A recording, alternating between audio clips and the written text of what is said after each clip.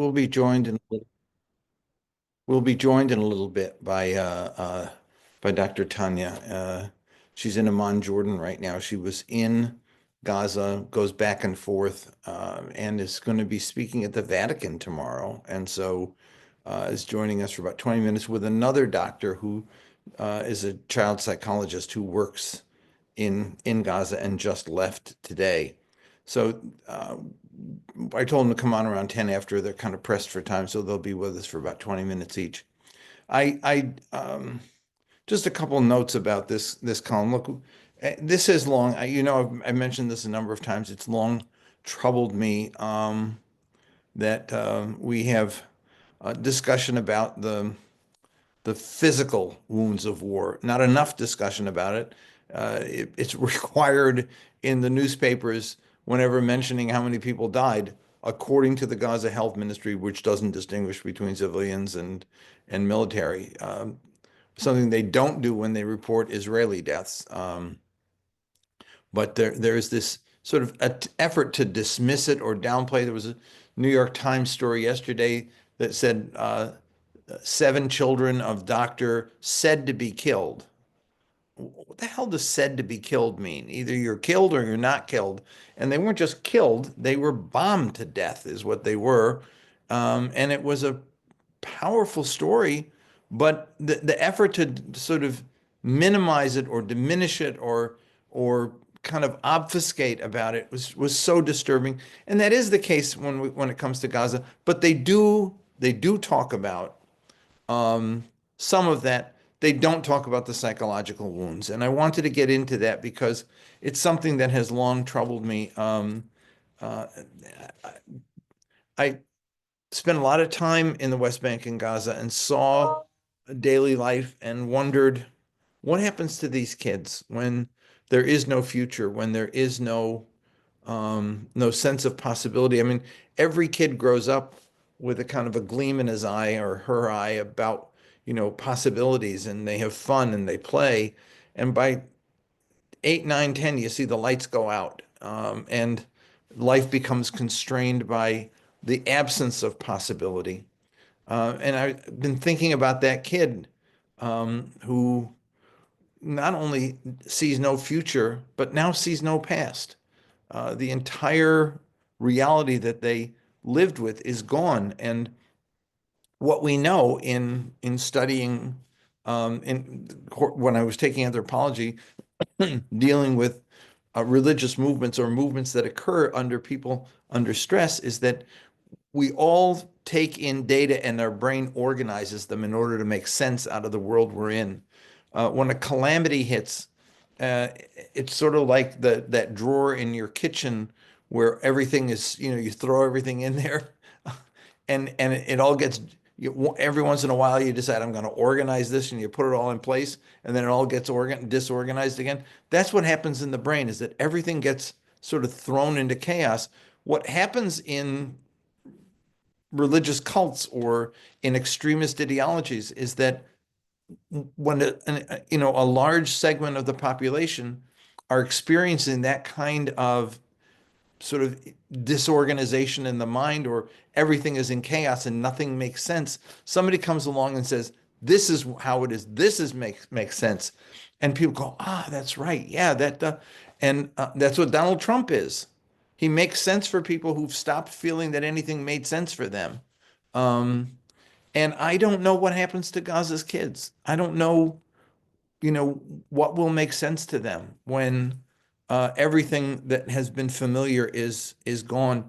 And so when they talk about the day after, and the day after is we have to eliminate Hamas and reform the PA and whatever, whatever, there is no day after for these hundreds of thousands of kids. There's no day after for most of Gaza's population. This is a permanent feature of their lives, and it will last a generation and maybe more. Um, by the way, on the side note, even when it comes to dealing with the the Israelis, uh, think about them, the anger, the having been put in a position where they're doing things that it is not normal for human beings to do, and the trauma that will exact the impact that will have on their lives going forward. Um, Israel's going to bring hell home. We've seen it here after Vietnam. We see it after Iraq, and it's there. But I'm more concerned, to be honest with you, about the kids. So much about the hostages and the psychological counseling. Who's going to provide the counseling for 500,000-600,000 kids? Um, and why don't we talk about it? I've closed the article on that note because it's something that bothers me a lot, and that is the racism. They just don't exist as real people. One Israeli hostage, his whole story. I'd written in the original version of the article, it just got too long, about when Baruch Goldstein massacred 29 people in the mosque in Hebron. Um, the Washington Post had two front page stories on two consecutive days. One of them was interviews with his family, not the victims, but his family and friends. Uh, and the second one was a profile piece written by reporters who had interviewed doctors about how did the good, Baruch Goldstein had been a doctor, how did the good Jewish boy go bad? What happened to him to make him? Do we ever write that story about the suicide bomber? Do we ever write that story about the Gaza kids who broke through the fence and you even can't say it. You can't even ask the question, because if you ask the question, you're somehow, you know, accepting what they did. I don't accept what they did. I don't accept what they did. But if we just assume that they're evil, and there's nothing happened in their lives to lead them down this path, then we make a huge mistake. We will find every excuse in the world to understand Baruch Goldstein, but nothing to understand the Palestinians. And so when these little kids grow up, there's going to be hell to pay, by the entire culture, by the entire society. Just like there will be hell to pay with regard to the Israelis when they go home, and that's an issue that has to be talked about, but is not being talked about. Day after means, if you're really serious about it, it's healing all the wounds of the war, not just rebuilding a building here and treating people like pawns and moving them this place, that place, in order to facilitate your needs, not theirs, because you don't care about their needs because they're not really people, right? That's how the justification comes about. Is Tanya joined us? No, she's not on yet. Okay. So let's take whatever questions we've got while we're waiting for her.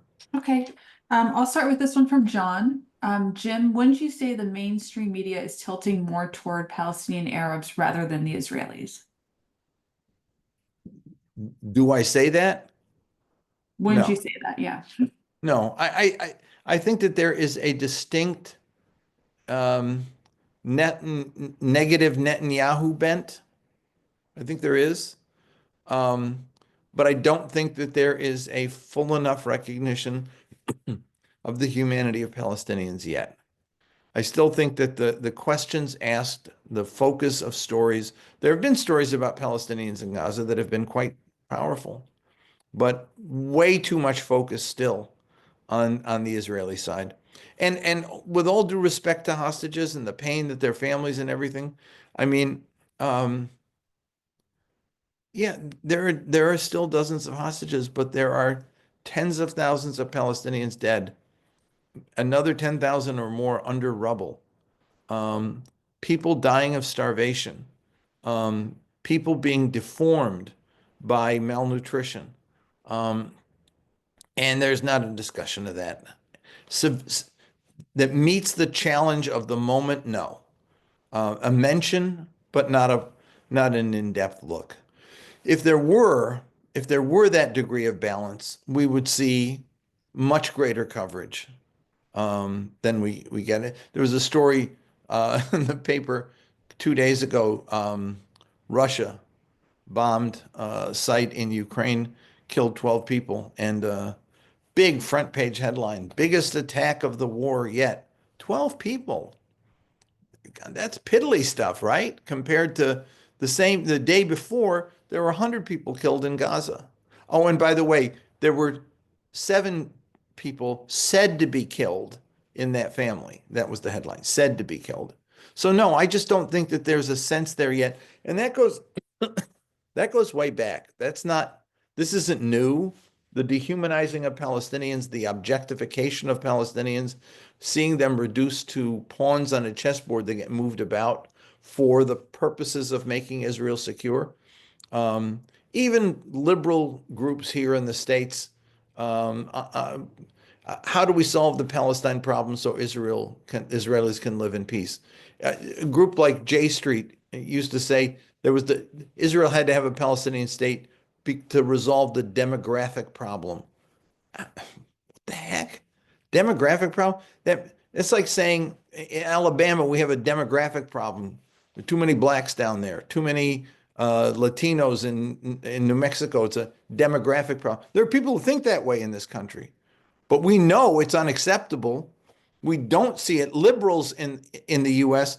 see Israel as having a demographic problem, meaning too many Arabs. So we got to solve it by getting them out, by creating a separate state for them so Israel can be a democratic Jewish state.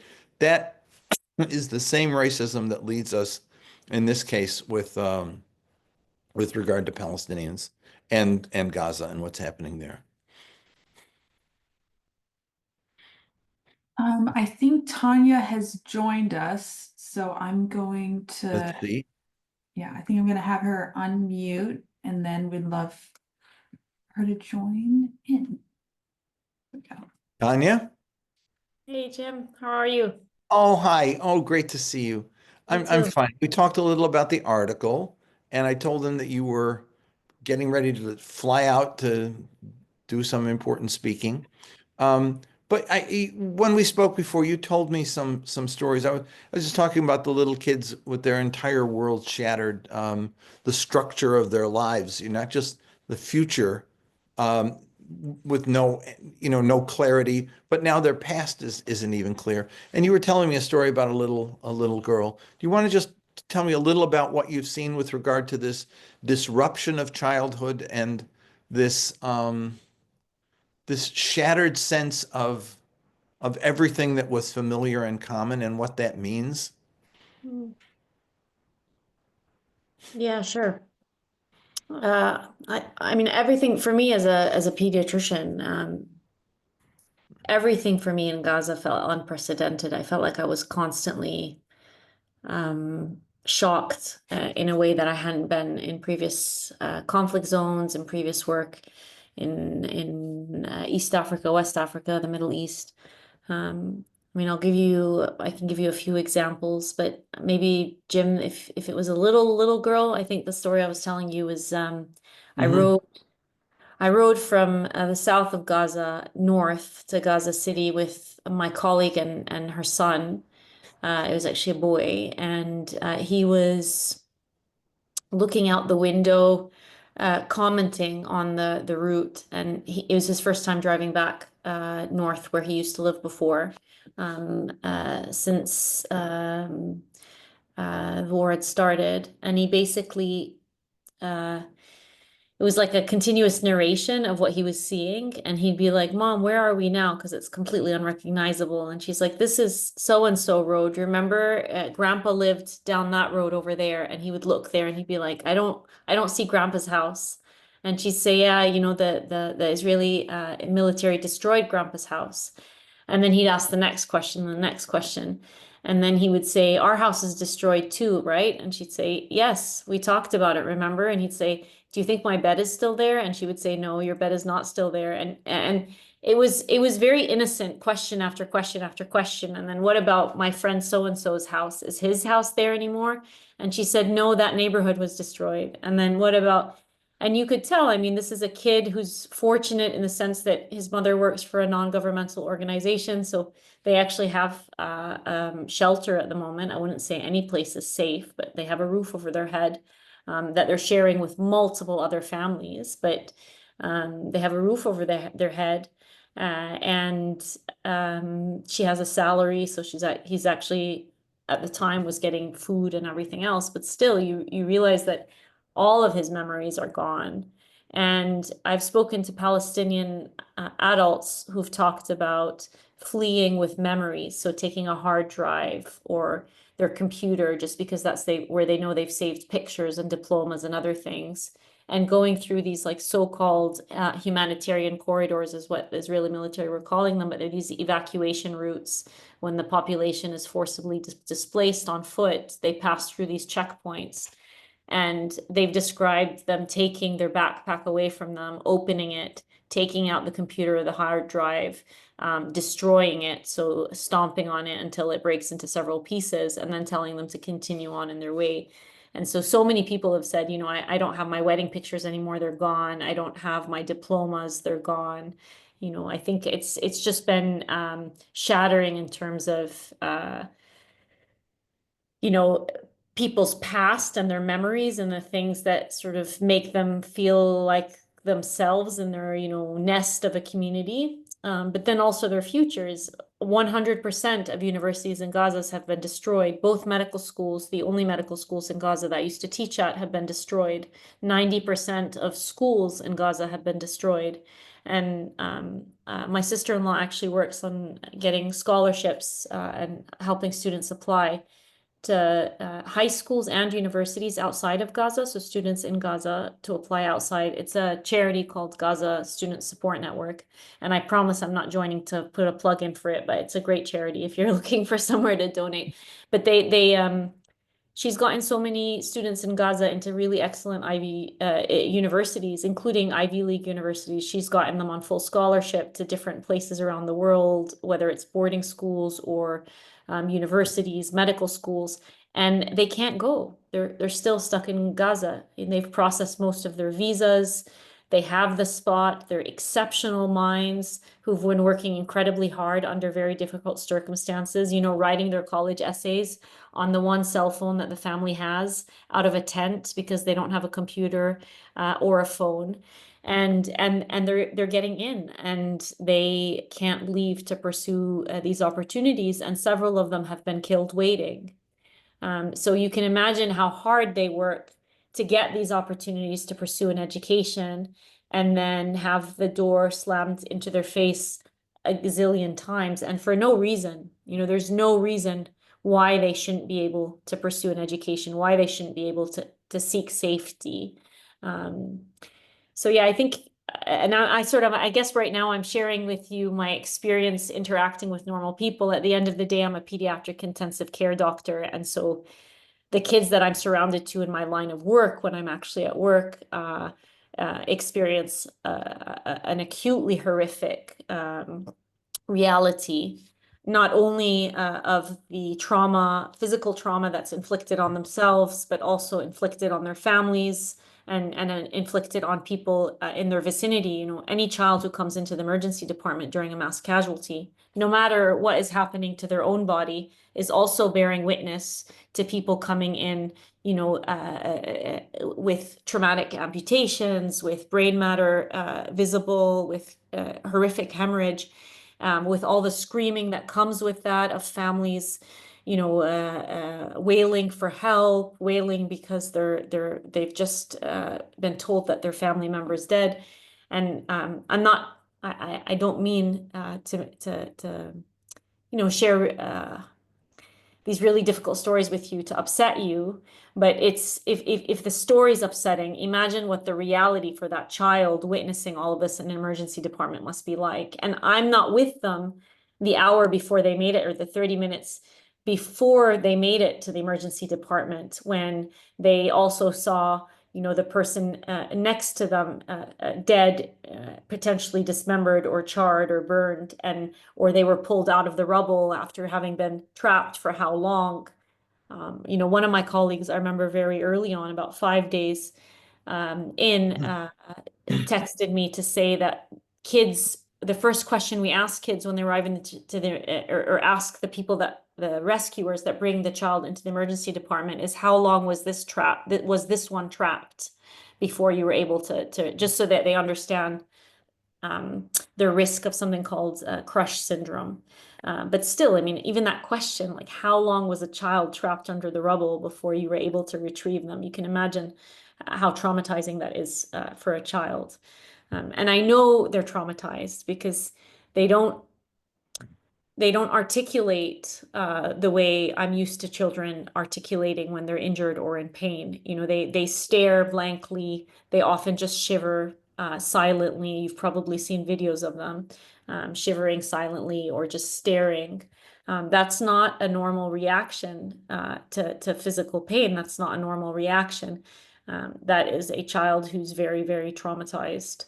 Rightly so. You know, I think I've told this story before, but early morning on March 18th, when I was in Gaza this last time, and there was a period of so-called ceasefire. I say so-called because we were receiving casualties all the time, even during that period, from snipers, from drone attacks. But on early morning, March 18th, Israel essentially, the Israeli military rained hell on Gaza, and the sky lit up. I had just fallen asleep 15 minutes before. The walls started shaking, the curtains flew open, the door flew open from the impact of the blast. And we were all woken up by essentially F-16 jets and What bomb. hospital were you at then? I was at Nasser Hospital in Khan Yunis. Yeah. And I sat up out of my bed. I'd been in Gaza before. I'd been in Gaza during heavy, heavy airstrikes before. I'd been in Gaza at this point already for a month this time, and I had been there before in the last, since October 7th. And so it was something I was used to, but I think just the sheer intensity of it and the fact that it came out of what felt like nowhere in that moment. I sat up out of bed and my teeth started rattling the way your teeth rattle when you're cold. And I was very confused. That's never happened to me before. I've never had that happen to me out of fear either. So I was just very confused as to what to happen. I thought maybe I was cold. And then the walls kept shaking. I got out of bed. I walked over, found my colleagues. Everybody was terrified. And I actually realized that was terror. It never happened to me before. And I'd seen it a lot in the children that we resuscitate in the emergency department. And I knew they were scared, but I think it was just such a strange visceral reaction to experience. But I guess I'd never experienced that degree of acute fear before.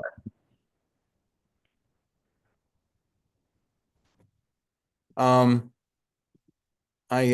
sorry to have you have to go through that, but thank you for sharing that. There was one other thing that I remember you spoke about at the Democratic Convention when we had our panel, and that was something that I have not seen any other mention of in press, and that's this phenomenon of children who have been severely wounded without any support family, any family left. And you said there was even like an acronym to describe them.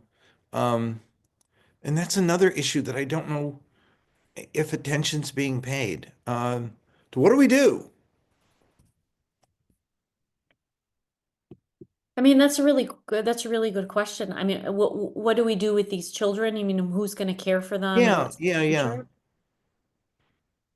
At the moment, we don't know where a lot of these children are. I mean, I've cared for several of them. I don't know who they've gone home with for the most part. I know a lot of them go home with distant relatives. I can tell you, Aline, the girl I cared for in the ICU this last month, who is actually one of the anesthetists that I work with. It's his niece. She went home with her maternal grandparents because her mom, her only sister, and both her parents were killed the day that she was injured and came to our emergency department. How I can many of them tell are there? you that Ibrahim, I don't think we have a number on that Okay. actually. I know that at least 900 families have been exterminated, meaning complete families removed from the civil registry. At least that number's out of date now, so I don't know what the number is now.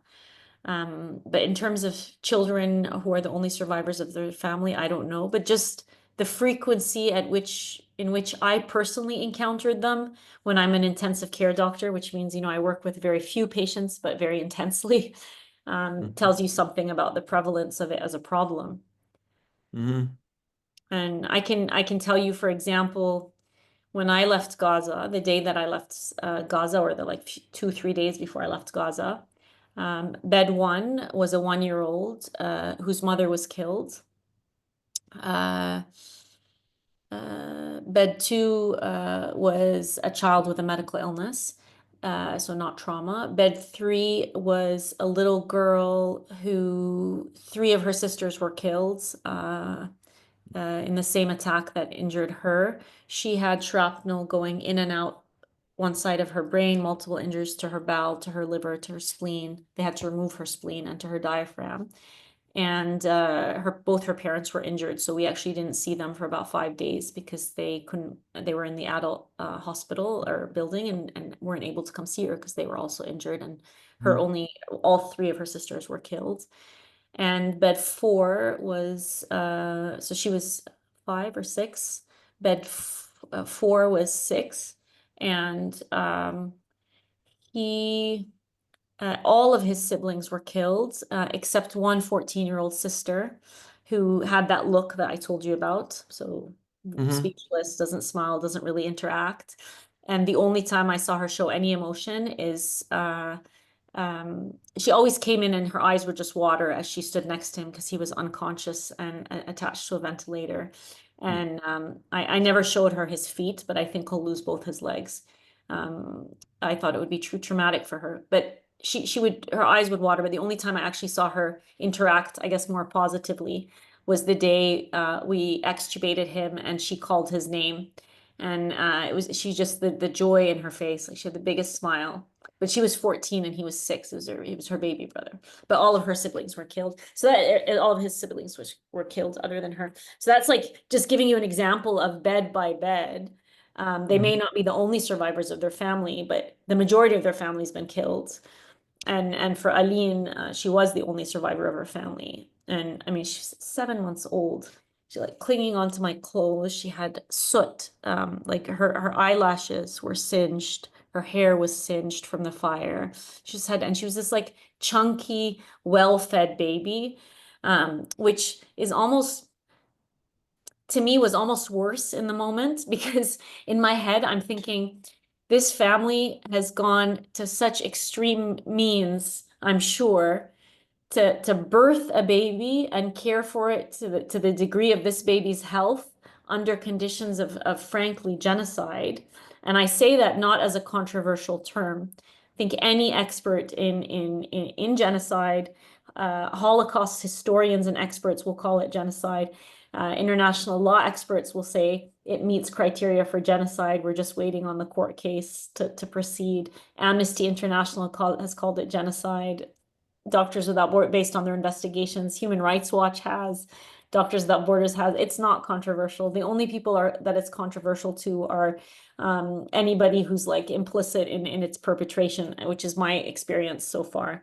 But yeah, so she survived this genocide in such health, and then to see, her family who's gone to those lengths be killed in an instant, leaving her alone in this world, is like almost felt worse than seeing a child that maybe has already struggled. I don't know. I know that it sounds kind of crazy, but I remember holding her, thinking about how well cared she was. Anyway.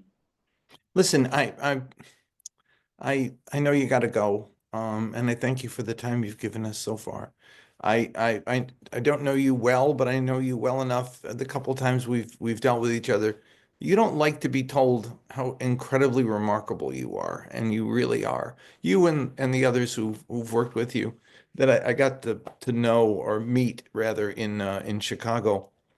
But I will tell you that you give voice to the voiceless and you provide us all with a story we need to hear. I mean, there have been so many comments in the chat about what do we do and how painful this is to hear, but it needs to be heard is the point. And my point in the column was it not only needs to be heard, but anyone thinking about plans for where we go from here has to address these issues.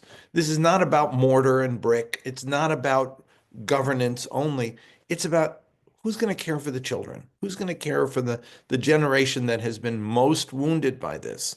that needs to come forward. And so here's what I'd like to ask everybody. We've got some pretty amazing people on this call, and I'm looking at you, Steve, because you're the only one I'm seeing right here. But we've got some people who've got real experience in this city and in politics and in government and religion, the various religious traditions that we work with. But I'd like you to think about ideas that we could put together as a document that says, here are things that we can do here to make a difference and bring these stories to light. Tanya, thank you so much for joining us. Knock them dead I won't say that. That's a really bad thing to say. Give them what for in the Vatican. And thank you so much for the time now, but thank you for the years you've spent doing this and the contribution you make. Like I said, you give voice to those who have no voice. Thank you so much. Thanks for having me on. I was just gonna say, just as a last thought, you were saying, Jim, like, how do we move on for this? I think for this level of trauma and loss, accountability is very important. Yeah. And that's gonna take a long time. And then we talk a lot about rebuilding. Yeah, physical reconstruction is important, but accountability is also extremely Yeah, important. anybody that comes out of this saying we're not going to look backwards, we're only going to go forward, they're going to have to answer to me. This is not one of those, just like Iraq wasn't, just like Vietnam wasn't. There has to be, right? I mean, crimes have been committed, real lives have been impacted and hurt and devastated.